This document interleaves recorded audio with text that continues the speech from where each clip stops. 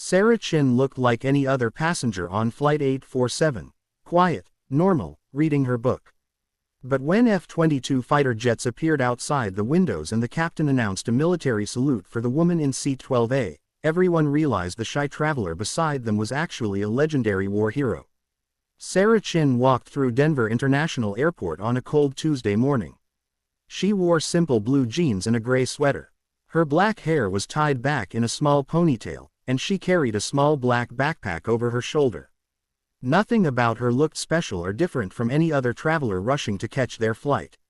The airport was busy with hundreds of people walking in all directions. Business people in expensive suits talked loudly on their phones. Families with children pushed heavy luggage carts. College students sat on the floor near charging stations with their laptops open, and tour groups followed guides holding colorful flags.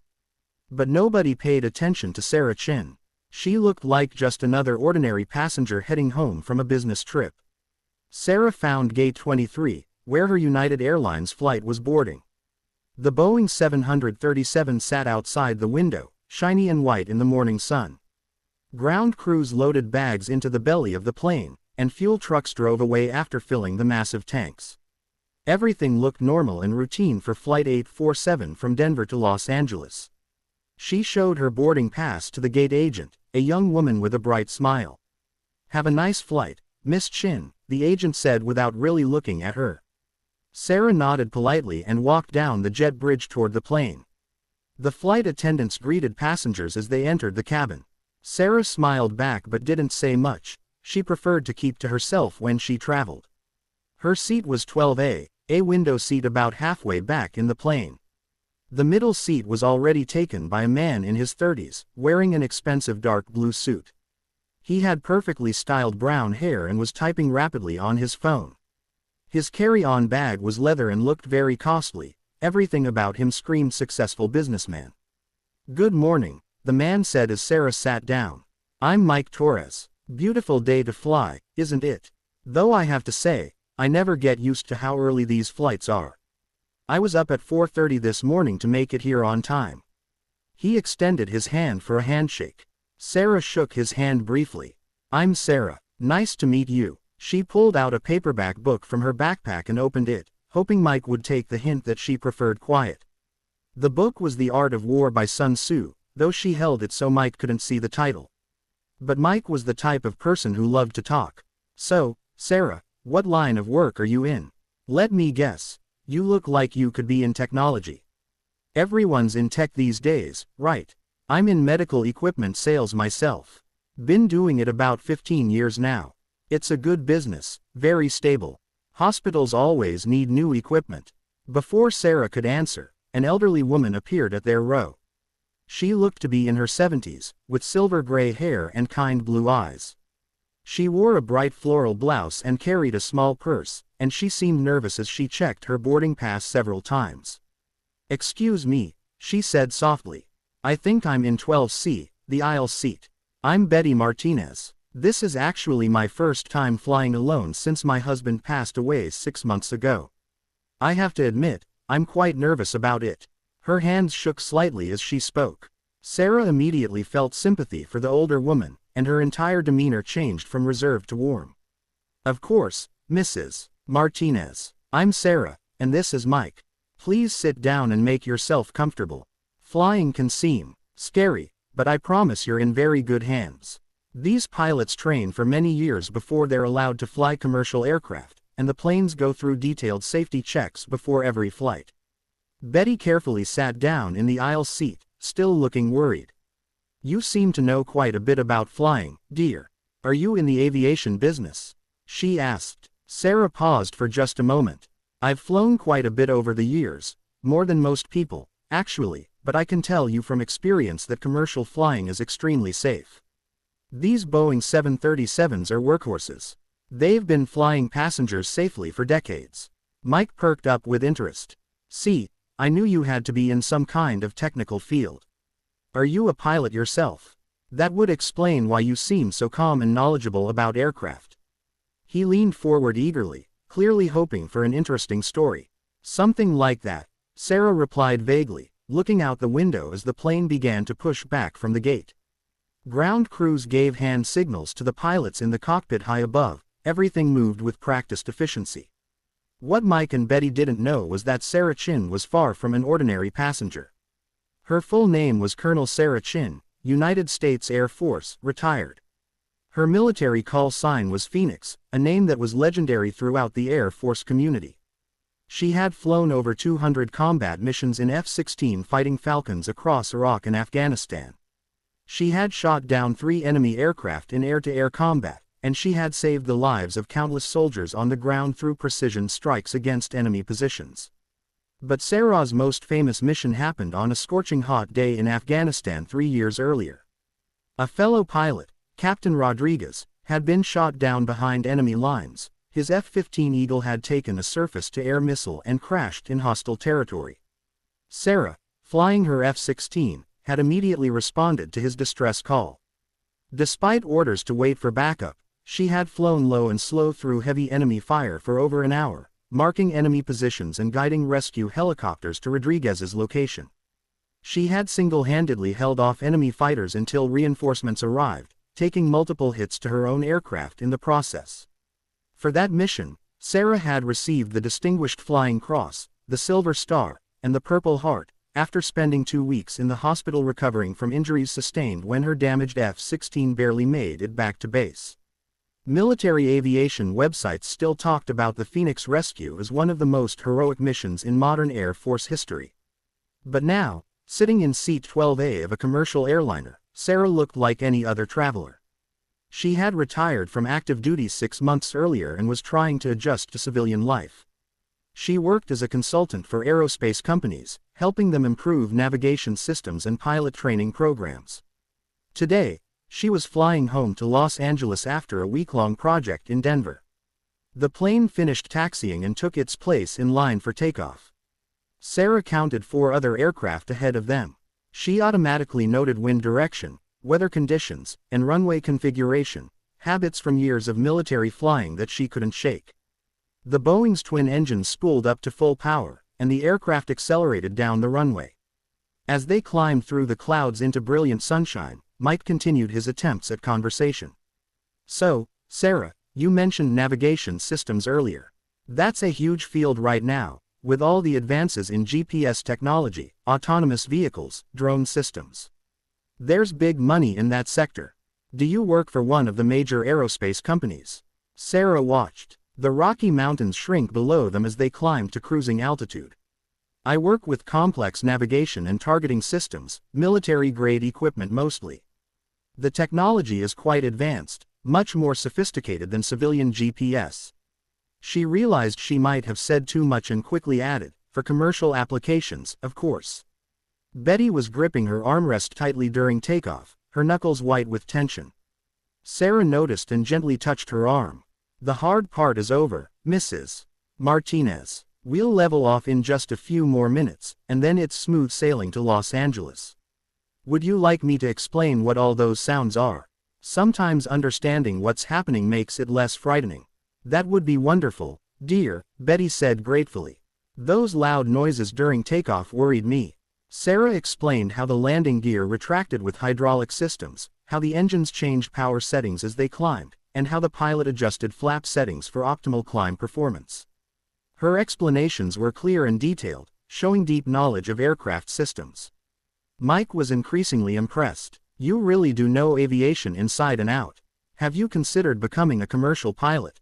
With your background, you'd probably qualify for the major airlines." He pulled out his business card. "I know some people in the industry, if you're ever interested in making a career change." "Thanks, but I'm happy with my current work," Sarah replied politely. The irony wasn't lost on her. She had far more flight experience than any commercial airline pilot, but she couldn't explain that without revealing her military background. 40,000 feet above them, 2 F-22 Raptors were beginning their patrol mission. Captain James Hawkins and Major Lisa Thunder Thompson were among the Air Force's most elite pilots, qualified to fly the world's most advanced fighter aircraft. The F-22 Raptor was a marvel of technology, nearly invisible to radar, capable of supersonic speeds, and equipped with the most sophisticated weapon systems ever built. Hawk and Thunder had been flying together as a team for 3 years. They had trained at the elite fighter weapons school and had combat experience in Syria and Iraq. Both pilots were considered among the top 1% of military aviators, but even they spoke with reverence about certain legendary figures in Air Force history. Tower, this is Raptor 11, requesting clearance for Patrol Route Alpha 7, Hawk radioed to Peterson Air Force Base Control Tower. His F-22 sat on the runway, its angular stealth design looking like something from a science fiction movie. Raptor 11, you are cleared for takeoff, came the reply. Be advised, we have elevated security protocols today. Intelligence suggests possible threats to commercial aircraft in the Denver to Los Angeles corridor. Your mission is to provide protective escort for any civilian aircraft that may require assistance. In the second F-22, Thunder completed her pre-flight checks. What's the nature of the threat, Hawk? She asked over their secure radio channel. Unknown at this time, Hawk replied. Could be anything from terrorist activity to foreign military aircraft in civilian airspace. Our job is to be ready for whatever develops. Keep your eyes open and your weapon systems hot. Both F-22s took off simultaneously, their powerful engines creating thunder that rattled windows for miles around. They climbed rapidly through 40,000 feet, far above commercial airline traffic, and from their high vantage point they could monitor hundreds of square miles of airspace. Back on United Flight 847, the passengers were settling in for the 2-hour flight to Los Angeles. The flight attendants had finished their safety demonstration and were beginning beverage service. Sarah had managed to read several pages of her book despite Mike's continued attempts at conversation. I have to say, Sarah, you have this very calm, confident presence about you, Mike observed. It's like nothing would rattle you. In my business, I meet a lot of people, and I can usually tell who's been in high-pressure situations before. You definitely have that look. Betty nodded in agreement. I noticed that too, dear. When I was worried about flying, you didn't just tell me not to worry, you actually knew what you were talking about. Most people would have just said, don't be scared, without really understanding aircraft systems. Sarah smiled but didn't elaborate. She was used to deflecting personal questions. Military life had taught her the importance of operational security, never revealing more information than necessary, even in casual conversation.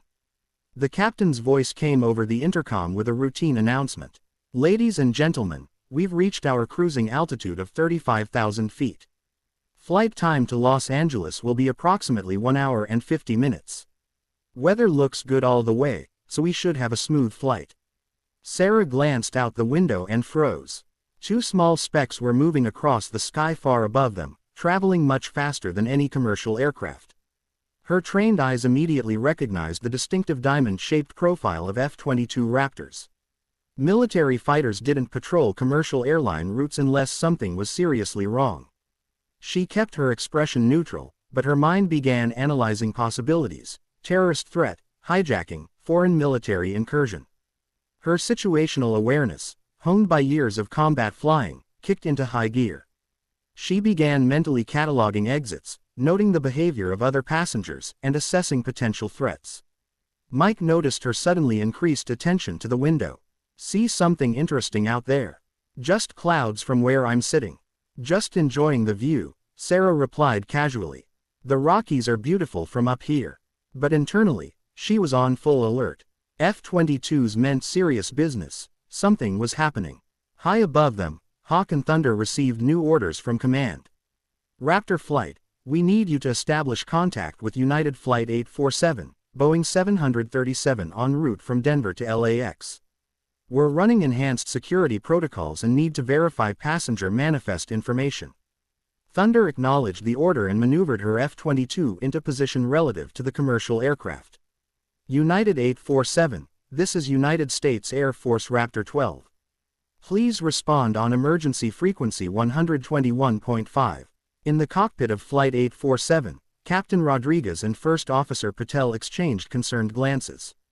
In 20 years of flying, Rodriguez had never been contacted by military fighters during a routine domestic flight. Raptor 12, this is United 847. We read you loud and clear. What can we do for you? Rodriguez responded, switching to the emergency frequency. United 847, We need you to transmit your complete passenger manifest to air traffic control immediately. This is a standard security verification protocol. Please comply immediately. The pilots quickly sent their passenger list through the aircraft's data systems to Denver Air Traffic Control. Within minutes, controllers were running the names through multiple security databases. In the cabin, some passengers noticed the captain's suddenly serious tone over the intercom, though most continued reading, sleeping, or watching movies on their phones. Sarah remained alert, her military training telling her that this was not routine. At Denver Air Traffic Control, Controller James Martinez was staring at his screen in disbelief. The passenger manifest for United 847 had triggered a high-level security flag. One name in particular had caused multiple military databases to light up with alerts. "Supervisor, you need to see this immediately," Controller Martinez called to his shift supervisor. "We have a passenger on United 847 with an extremely high-level military clearance flag. Sarah Chin, Seat 12A, call sign Phoenix." The supervisor hurried over to look at the screen, his eyes widening as he read the security profile. "Phoenix, are you absolutely certain?" Positive identification. Colonel Sarah Chin, United States Air Force, retired. Combat veteran, multiple decorations including Distinguished Flying Cross, Silver Star, Purple Heart. She's a legend, sir." The supervisor immediately picked up the red phone connecting directly to Peterson Air Force Base Command Center. "This is Denver Control. We have positive identification of Colonel Sarah Chin, call sign Phoenix, aboard United Flight 847, requesting immediate confirmation and instructions." The response was immediate and dramatic. "Stand by, Denver Control. We're patching you through to Pentagon Command Authority." Within minutes, the call had reached the highest levels of Air Force Command. Phoenix was not just any retired pilot, she was one of the most decorated and respected combat aviators in Air Force history. Her missions had saved hundreds of lives, and her call sign was spoken with reverence in pilot training schools around the world. Back in the F-22s, Hawk and Thunder received the shocking news from command. "Raptor flight, we have confirmed identification of a high-priority military VIP aboard United 847. Colonel Sarah Chin, call sign Phoenix, is traveling as a civilian passenger." Both pilots fell silent for several seconds. Finally, Thunder spoke, her voice filled with awe. "Command, did you say Phoenix?" "The Phoenix." "Affirmative, Raptor flight. Colonel Sarah Chin, call sign Phoenix. Are you familiar with that designation?" Hawk's response was immediate and emotional. "Command, Phoenix is a living legend. She flew F-16s in Iraq and Afghanistan with distinction, multiple confirmed air-to-air kills, including 3 enemy fighters shot down during a single mission over Baghdad. She's famous for the rescue mission where she saved Captain Rodriguez from behind enemy lines." Thunder added, "Phoenix held off an entire squadron of enemy fighters while guiding rescue helicopters through hostile airspace. She took multiple hits but refused to abort the mission until Rodriguez was safely extracted. Her courage under fire is legendary throughout the Air Force." Command confirmed what both pilots already knew. Colonel Chin has been awarded virtually every decoration for valor that the Air Force can bestow.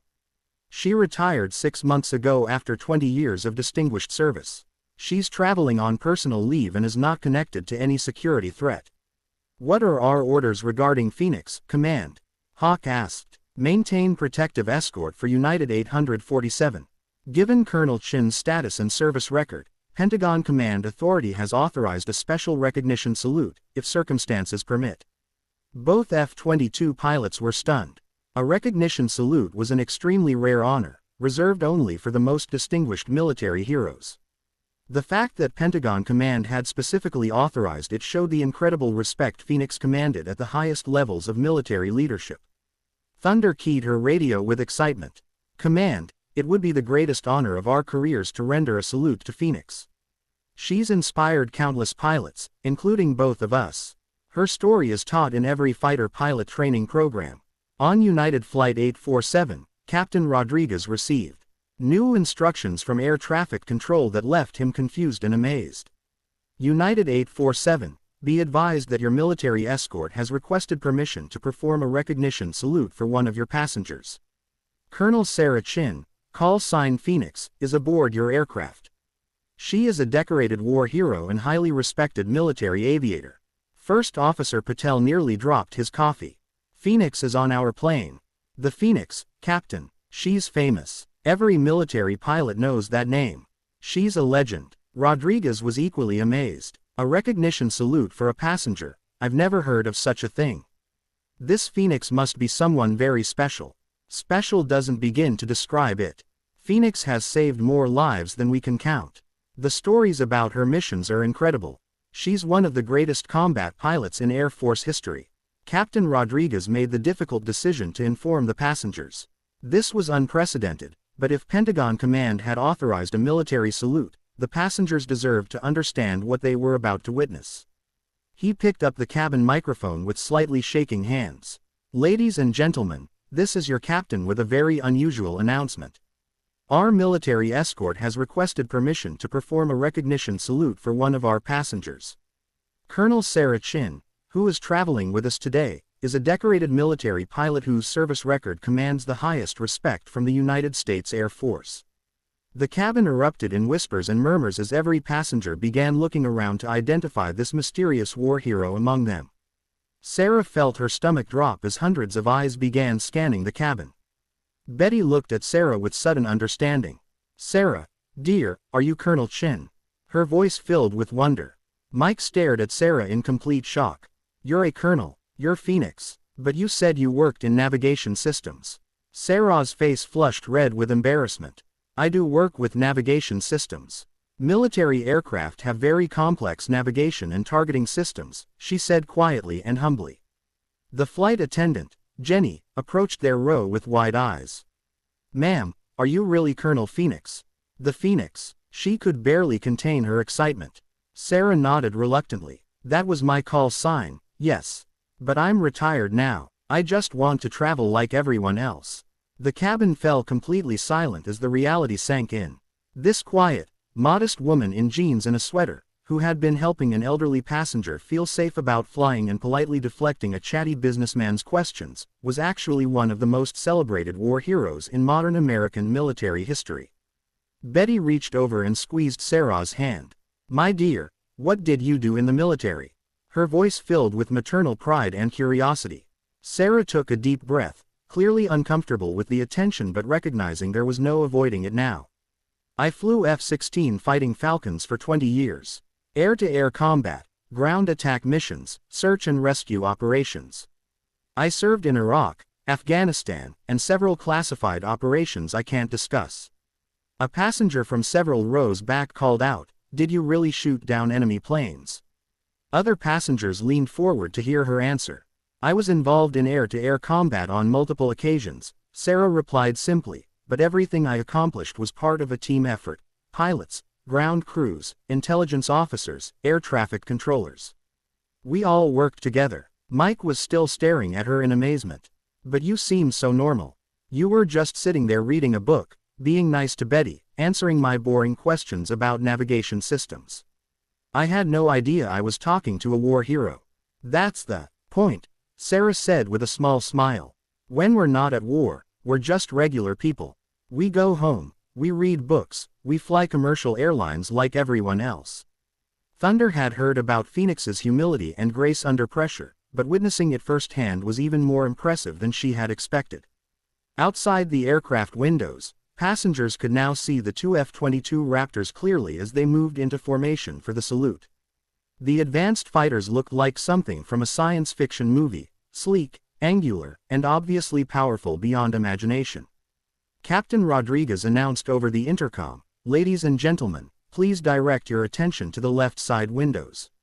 You are about to witness a military recognition salute, an extremely rare honor that reflects the highest respect for exceptional service to our country." Sarah remained in her seat, looking deeply uncomfortable with all the attention. "This really isn't necessary," she said quietly. "I was just doing my job."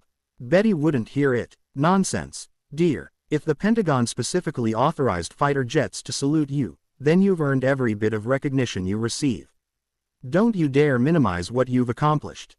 Other passengers began approaching Sarah's row to express their gratitude.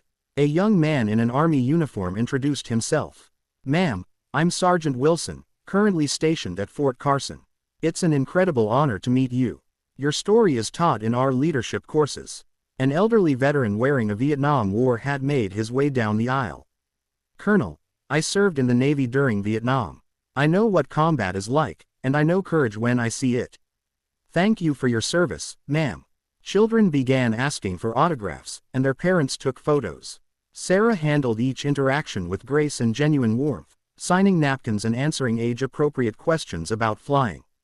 In the F-22 cockpits, Hawk and Thunder were preparing for the salute with the precision and pride that defined their elite training. Thunder, this is probably the most meaningful mission we've ever flown, Hawk said over their secure channel.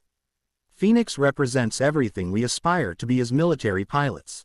I couldn't agree more, Hawk. Her courage and skill under the worst possible conditions saved countless lives. She's the reason many of us became fighter pilots in the first place.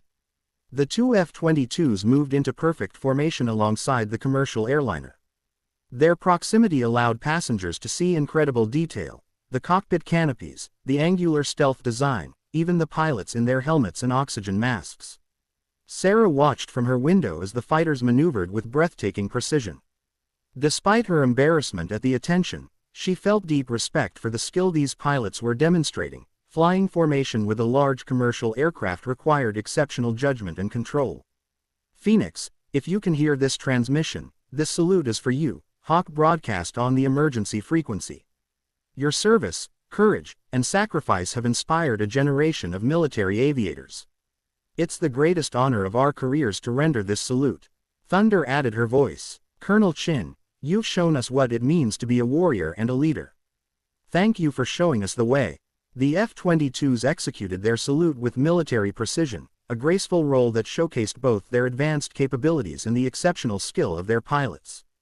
Passengers gasped and applauded as they witnessed this incredible display of respect and military precision. Sarah watched with tears in her eyes, finally understanding the deep meaning behind this gesture. It wasn't about her personally, it was about honoring the service and sacrifice of all military personnel who put their lives on the line for their country. As the F-22s completed their salute and resumed their patrol pattern, the atmosphere in the cabin had completely transformed. Passengers no longer saw Sarah as just another traveler. They saw her as the decorated hero she was, someone who had earned the respect of the most elite pilots in the world through courage, skill, and dedication to duty. The flight attendants quietly upgraded Sarah to first class, but she politely declined, preferring to remain with Betty and continue helping her overcome her fear of flying. She spent the remainder of the flight answering questions, sharing appropriate stories from her service, and demonstrating the humility and grace that had made her legendary, not just as a pilot, but as a leader and human being. When Flight 847 landed at Los Angeles International Airport, Sarah was the last passenger to deplane. She had signed dozens of napkins for children, posed for photos with veterans and their families, and listened patiently to countless stories from passengers who had family members serving in the military. The flight crew presented her with a set of captain's wings as a token of their respect and gratitude. Colonel Chin, it's been the greatest honor of our careers to have you aboard our aircraft, Captain Rodriguez said. Your service to our country is an inspiration to all of us. As Sarah walked through LAX toward baggage claim, she looked like any other passenger once again. But she was followed by dozens of people who now knew the truth, that real heroes walk among us every day, flying commercial airlines, carrying their own bags, and serving their country with quiet dignity before returning to normal civilian life. The story of Flight 847 and the Phoenix salute spread rapidly through social media and aviation forums. Videos taken by passengers went viral, with millions of people viewing the tribute to the legendary pilot. News outlets picked up the story, and Sarah found herself reluctantly thrust into the spotlight as a symbol of military courage and dedication. But true to her character, Sarah Chin, call sign Phoenix, quickly returned to her quiet civilian life. She continued her work as an aerospace consultant, helping to train the next generation of military pilots and improve aircraft systems. She occasionally spoke at military academies and veteran events, always emphasizing teamwork, dedication, and service to something greater than oneself. The F-22 pilots, Hawk and Thunder, returned to Peterson Air Force Base with a new appreciation for the legacy of courage and excellence they had inherited from warriors like Phoenix. They had participated in honoring living history that day, saluting a pilot whose courage and skill had become legend in military aviation circles. For them, and for everyone aboard United Flight 847 that day, it served as a powerful reminder that heroism isn't always visible or obvious. Sometimes it's sitting quietly in Seat 12A, reading a book, helping elderly passengers feel safe, and carrying the weight of extraordinary service with humble grace and dignity. Sarah Chin, Phoenix, had shown them what a true hero looks like, someone who had done extraordinary things in service to her country, but who remained fundamentally an ordinary person at heart, more concerned with helping others than with receiving recognition for her own achievements.